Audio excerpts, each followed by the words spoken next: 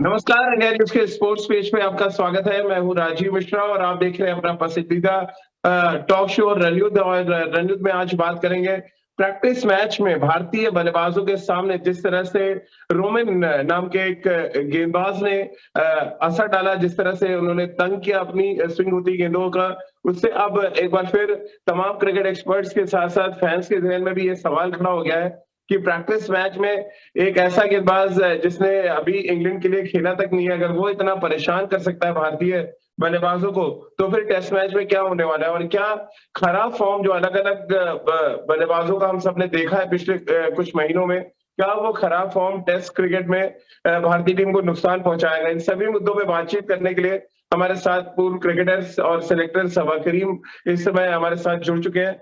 सबा भाई, लेस्टर शहर की अगर हम बात करें और मैं काउंटी जो टीम है उनमें देख रहा था, तो सबसे निचले रैंक की टीम है।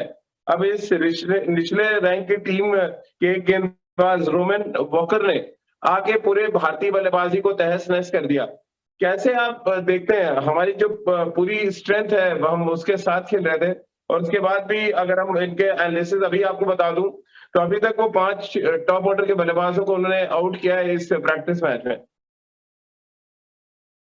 देखिए, अगर हम इंडिविजुअल तरीके से देखेंगे तो ऐसा लगेगा हमें, और जो कि सही भी है, कि हमारे बल्लेबाजों ने स्ट्रगल किया है। पर मुझे थोड़ी बहुत संभावना इस बात से है कि रोहित शर्मा और शुभमन गिल ने कुछ वक्त बिताया है विकेट के ऊपर।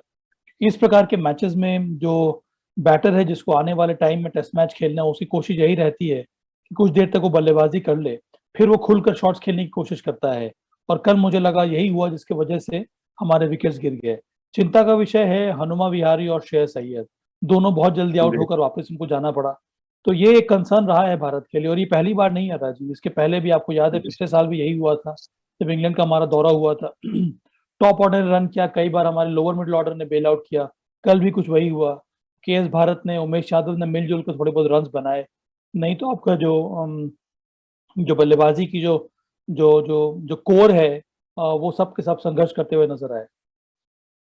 बिल्कुल, और जिस तरह की आपने बात की सौरभ भाई, कि टाइम स्पेंड करना बहुत जरूरी था। अब टाइम स्पेंड जिस तरह से किया, मैं आपको बता दूं, रोहित शर्मा ने 47 गेंदें खेली, उन्होंने 25 रन बनाए। शुभमन गिल ने 28 गेंदें खेली, उन्होंने 21 रन बनाए। क्या सेटिस्फाइड है जो टाइम बताया आपने? मैं रन पे नहीं जा रहा हूँ, या मैं अभी रोमन वॉकर की गेंदबाजी पे भी बात नहीं कर रहा। जो टाइम स्पेंड किया हमारे टॉप 3 बल्लेबाजों की अगर हम बात करें, 23 गेंदें खेली हनुमा विहारी ने, उन्होंने 3 रन बनाए। ये 3 टॉप ऑर्डर के प्लेयर्स हैं जिनके बारे में हम इनिशियली चर्चा कर सकते हैं। हाँ राजीव, मुझे लगा कि रोहित शर्मा ने जो समय बिताया है विकेट के ऊपर, उनको अंदाजा हो गया होगा कि आने वाले समय में विकेट्स किस तरह के रहेंगे। देखिए, इस प्रकार के मैचेस में आपकी कोशिश यही होनी चाहिए कि आपका सर स्टेडी है कि नहीं, आपका पैर चल रहे हैं कि नहीं, आप लेंथ को पिक कर रहे हैं कि नहीं। सिर्फ इन्हीं हम्म। बातों पर आपको ध्यान देना होता है। अब रन बने ना बने वो अलग बात है, क्योंकि फिर एक जब टेस्ट मैच शुरू होने वाला होता है तो आपका फोकस कुछ अलग प्रकार का हो जाता है। आपकी तैयारी मानसिक रूप से अलग प्रकार की होने लगती है। आप विजुलाइज करना शुरू कर देते हैं कि इंग्लैंड टीम में कौन कौन से बॉलर्स हैं, उनके सामने हमें किस प्रकार की बल्लेबाजी करनी है। तो ये तो एक अलग प्रकार का प्रिपरेशन होता है। और इस तरह के प्रैक्टिस मैचेस में कोशिश यही होनी चाहिए कि आपको फुटवर्क चल रहा है कि नहीं, आपके आपका जो बैट स्विंग है वो ठीक आ रहा है कि नहीं, आपके जो कंसंट्रेशन लेवल्स है वो ठीक है कि नहीं। उस लिहाज से अगर हम देखें तो रोहित शर्मा को मुझे लगा कि उन्होंने कुछ समय बिता दिया, उससे उनको फायदा मिलेगा। विराट कोहली, मुझे लगा नहीं कि वो आउट थे। वो भी बहुत ज्यादा नाराज नजर आए जब उनको आउट दिया गया। उनकी कोशिश यही थी कि वो भी एक लंबी पारी खेलें। मुझे लगता है ये दो तीन जो प्लेयर्स हैं जिन्होंने रन बनाए हैं कल, कुछ हद तक उनसे तो मुझे लगता है थोड़ा बहुत आश्वासन जरूर मिलेगा भारतीय ड्रेसिंग रूम में।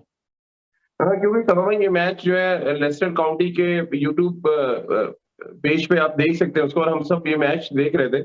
मेरे लिए बहुत सेटिस्फाइंग था विराट कोहली का फुटवर्क, और जिस तरह से उन्होंने टाइम स्पेंड किया, जिस तरह से हमने कुछ पर्टिकुलर स्ट्रॉन्ग पॉइंट्स को रोका उन्होंने, कि जहाँ पे वो फेवरेट शॉट अपने खेलते हैं, लेकिन उन्होंने अपने आप को शायद कंटेन कर रहे थे, कि शायद अब वो टेस्ट मैचेस के लिहाज से देख रहे थे कि एंडरसन, ब्रॉड या पॉट को खेलना है तो वो किस तरह की तैयारी करें। 69 गेंदें खेली उन्होंने और 33 रन बनाए। कैसे आप देखते हैं? 69 गेंदें तो एक ठीक ठाक अमाउंट है, जहाँ पे आप कह सकते हैं कि आपने क्रीज पे काफी समय बिताया, और सेटिस्फैक्शन आपको एज अ क्रिकेट एक्सपर्ट होगा, कितना सेटिस्फैक्शन विराट को होगा इस पारी से?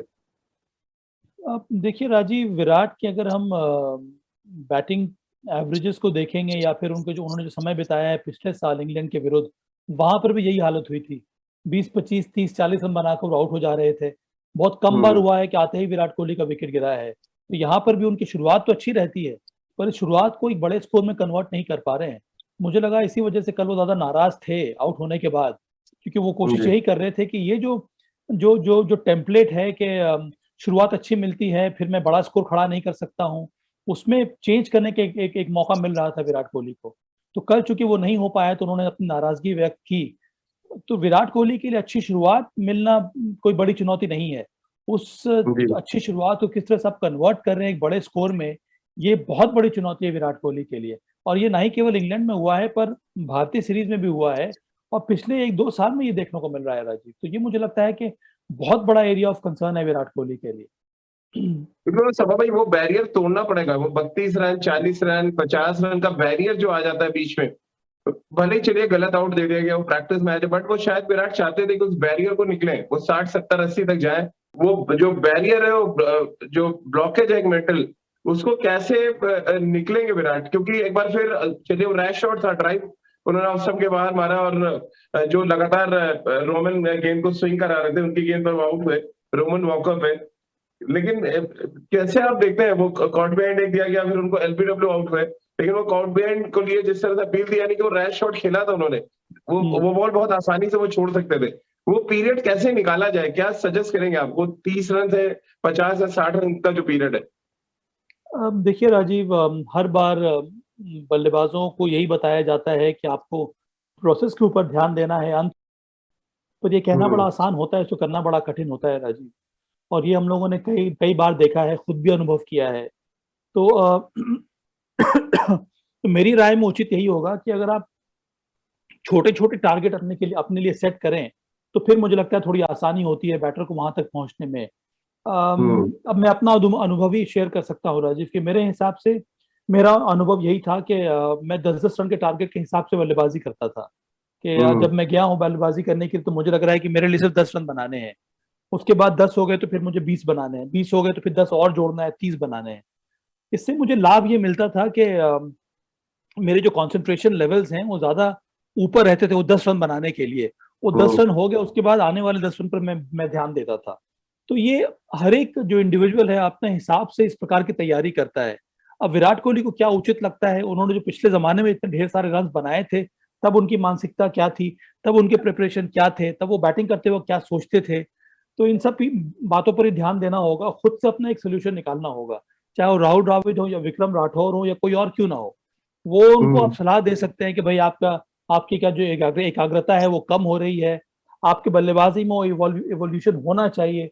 आपको ये भी ध्यान देना होगा कि अब आप उस उम्र के खिलाड़ी नहीं रहे हैं, आपकी उम्र भी बढ़ रही है। जिस प्रकार से परिवर्तन हमने सचिन तेंदुलकर की बल्लेबाजी में देखा था, कई सारे शॉट्स जो पहले वो लगाते थे वो सारे शॉट्स उन्होंने खेलना बंद कर दिया, या फिर बहुत देर के बाद उन्होंने फिर से खेलना शुरू किया। तो ये सारी बातों पर आपको ध्यान देना होगा, और तभी आप एक लंबा स्कोर खड़ा कर पाएंगे।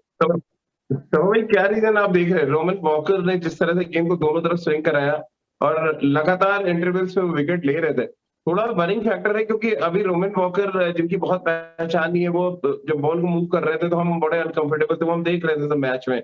अब देखिए ना, उसमें रवींद्र जडेजा जैसे 16 रन पे आउट हो गए, श्रेयस अय्यर 0 पे आउट हो गए, हनुमा विहारी का भी कुछ वही हाल था। एकमात्र बैट्समैन विराट कोहली के अलावा जो खड़ा होकर खेला वो एस भरत है, जो शायद आपके सेकंड विकेट कीपर है, जिनको जगह नहीं मिलेगी। कैसे आप देखते हैं तो रोमिन वॉकर के स्पिन को, वो कितना प्लीजिंग होगा इंग्लैंड के लिए, कि इंग्लैंड देख रहा होगा, जैसे कि आपने भी कहा था कि कोई स्पाई होगा जरूर जो नोट डाउन कर रहा होगा कि कौन से लेंथ से इन बल्लेबाजों को परेशानी हो रही है। और भारतीय दृष्टिकोण से एक बार फिर जो हमारे टेल है उसने कंट्रीब्यूट किया, उमेश और शमी ने, उसको आप कैसे देखते हैं? सबसे पहली बात यह है राजीव कि लेस्टर का विकेट और एजबैस्टन के विकेट में थोड़ा बहुत अंतर रहेगा। वो निर्भर जी करता है विकेट के ऊपर, उस प्रकार की आपकी तैयारी करनी होगी, उस प्रकार के आपके पेस बॉलर्स आपको टीम में रखने होंगे। इस समय जो मैं इंग्लैंड की स्ट्रेंथ देख रहा हूँ वो जनरली 3 पेस बॉलर उनके, Stuart Broad, Jimmy Anderson, Matthew Potts और जेमी ओवर्टन के साथ इस समय वो खेल रहे जी हैं। इन चारों को ही वो सर्कुलेट करा रहे हैं। इस टेस्ट मैच में जिमी एंडरसन खेल नहीं रहे हैं, इसका मतलब यही है कि जिमी एंडरसन तैयार हो रहे हैं अब आने वाली जो टेस्ट मैच इंग्लैंड के भारत के विरुद्ध खेलने के लिए। तो जो इंग्लैंड की बॉलिंग अटैक है वो ज्यादातर जो पेस बॉलर्स है उनमें वो ऐसे बॉलर्स जो जो जो, जो विकेट को हिट करते हैं वहां से उनको मूवमेंट मिलता है। पर जिस तरह से रोमन वॉकर ने बॉलिंग की है ये दर्शाता है कि अगर आपके पास आपके मिड्स में कोई अच्छा स्विंग बॉलर हो तो उसको भी आप खिला सकते हैं और वो तंग कर सकता है भारतीय बल्लेबाजी को। तो अब निर्भर करेगा उनके चयनकर्ताओं के ऊपर, क्या आप नया कोई चेहरा लेकर आना चाह रहे हैं। एक स्विंग बॉलर हम्म। आपकी टीम में है कि नहीं है, अगर है तो क्या आप उसको खेलना खिलाना पसंद करेंगे कि नहीं। क्योंकि अंत में जब इंग्लैंड तैयारी करेगा वो ये भी देखेगा कि भारत की क्या स्ट्रेंथ है जी। गेंदबाजी में राजीव। भारत की स्ट्रांग बॉलिंग यूनिट है, मोहम्मद शमी, जसप्रीत बुमराह, उसके साथ साथ मोहम्मद सिराज। हमने अपने सारे बेसिस कवर किए हुए हैं। तो मेरे ख्याल में जो विकेट मिलेगा एजबास्टन में वो ऐसा विकेट मिलेगा जो ज्यादा मदद ना करे, ना दे गेंदबाजों को, और ज्यादा मूवमेंट ना हो, क्योंकि फिर दोनों को परेशानी होती है खेलने में। जी। सभा भाई, प्रसिद्ध कृष्णा ने भी कल 10 ओवर डाले और बड़ी इंप्रेसिव लेंथ पे गेंदबाजी की उन्होंने। श्रेयस अय्यर को शून्य पे आउट भी किया। क्या स्ट्रॉन्ग कंटेंडर के तौर पे उन्होंने भी अपना दावा रख दिया, हालांकि बैटिंग अब तय करेगी, बॉलर्स की बैटिंग तय करेगी किसको 11 में राजीव मौका तो उन्हीं को मिलना चाहिए जो जो फर्स्ट एंड आउटमोस्ट एक पेस बॉलर हैं। तो उस लिहाज से अगर हम जी। देखें तो मेरे विचार में 11 में बुमराह, मोहम्मद सिराज और मोहम्मद शमी को खेलना चाहिए। कंटेंडर जरूर है, प्रसिद्ध कृष्णा हो गए, उमेश यादव हो गए, पर इस समय मुझे लगता जी। नहीं कि इस समय जगह है प्रसिद्ध कृष्णा या फिर उमेश यादव की 11 में खेलने की। तो चलिए, ये तो बात हो गई भारतीय टीम के प्रैक्टिस मैच में प्रदर्शन की। हालांकि अभी भी इस प्रैक्टिस मैच में काफी कुछ बचा हुआ है। चेतेश्वर पुजारा कैसा खेलते हैं, ऋषभ पंत कैसा खेलते हैं, इस पर भी सबकी निगाहें टिकी होंगी। क्या क्या एक स्लाइड सा कभी सभा भाई जहन में आएगा सवाल कि जिस तरह से भारत ने टेक्निकली बहुत साउंड बैटिंग की है, कोई चांस आप देख रहे हैं? आपको लग रहा है कि पहले विकेट कीपर ऋषभ पंत ही होने वाले, आप चाहे कितना भी रन बना लें? जितना भी अब रन बना ले, पहले विकेट कीपर ऋषभ पंत है। ये अच्छी बात जी। है कि केएस भारत ने रन बनाया है। ये एक अच्छा विकल्प आने वाले समय में जरूर साबित हो सकते हैं केएस भारत, क्योंकि बाहर टेक्निक दिखाई है केएस भारत ने। ये दर्शा रहा है कि उनके अंदर वो एबिलिटी है जो आने वाले समय में हम यूटिलाइज जरूर कर सकते हैं। तो ये उनके लिए काफी अच्छा है, उनको थोड़ा बहुत कॉन्फिडेंस मिलेगा। और अगर हम 11 की बात करें, ऐसे भी सिर्फ एक टेस्ट मैच है राजीव, हम लोग इसके बारे में चर्चा कर सकते थे अगर 4 या 5 टेस्ट मैच श्रृंखला होती। अगर कोई बल्लेबाज जी। स्ट्रगल कर रहा है तो क्या उसकी जगह पर आप केएस भारत को खिला सकते हैं कि नहीं। पर इस समय मुझे एक लगता नहीं कि सवाल और राहुल है मेरा द्रविड़ आपसे। या रोहित शर्मा ऐसा सोचेंगे। समा भाई, जो जसप्रीत बुमराह ने जो गेंदबाजी नहीं की, क्या रीजन आप देख रहे हैं? दूसरी टीम में जरूर थे, प्रसिद्ध कृष्णा ने गेंदबाजी की, और बाकी जो लेस्टर के गेंदबाज थे उन्होंने की, बट बुमराह ने गेंदबाजी नहीं की। इसको आप कैसे देखते हैं? अब यहाँ से कहना मुश्किल है, मुझे लग रहा था कम से कम 4-5 ओवर उनको डालना चाहिए था। तो हो बिल्कुल सकता डालना है कि चाहिए एक था, और मौका एग्जैक्टली। मिलेगा तब उनको बॉलिंग करेंगे, क्योंकि अब उनको बॉलिंग करने का मौका मिलेगा कहाँ।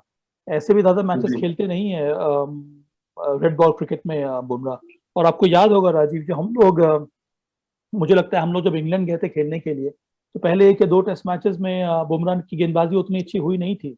और उसका बहुत जी। बड़ा कारण मुझे याद आ रहा है, मैंने जो उजागर किया था दर्शकों के सामने, वो यही था कि होम सीरीज में उनसे आपने गेंदबाजी करवाई नहीं, क्योंकि विकेट हम लोगों ने कुछ स्पिनिंग ट्रैक बना लिया था, तो उनको अभ्यास था जी। ही नहीं रेड बॉल क्रिकेट से बॉलिंग करने का, और उसका असर उनकी गेंदबाजी में देखने को मिला। चलिए सभा भाई, एक आखिरी सवाल करते करते, श्रेयस अय्यर 0 और हनुमा विहारी 3, अब आप किसको खिलाएंगे नंबर 5 पे? हम देखिए, मैं तो अभी भी चाहूंगा श्रेयस अय्यर को खेलना, क्योंकि अगर मैं चेतेश्वर अच्छा। पुजारा को खिला रहा हूँ नंबर 3 पर, तो श्रेयस अय्यर मेरे लिए नंबर 5 पर खेल सकते हैं।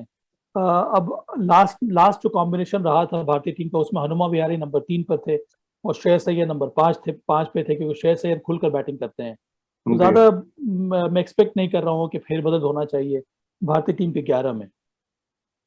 चलिए सभा भाई, बहुत बहुत शुक्रिया आपका हमारे साथ जुड़ने के लिए और तमाम बातचीत के लिए, और प्रैक्टिस मैच पे और लगातार अपडेट्स, लगातार हमारे सभा भाई के जो क्रिकेट एक्सपर्ट है उनके एनालिसिस लगातार आप तक पहुंचाते रहेंगे। और इंतजार अभी रहेगा कि चेतेश्वर पुजारा और ऋषभ पंत क्या कुछ करते हैं इस मैच में, और शमी जिन्होंने इनिशियली एक विकेट ले लिया है लेस्टर शायर के खिलाफ, वो और बाकी के जो तेज गेंदबाज है, और खासतौर से रविंद्र जडेजा किस तरह की गेंदबाजी करते हैं, इस पर भी सबकी निगाहें टिकी रहेंगी। तो चलिए, हमारे इस खास पेशकश में फिलहाल इतना ही।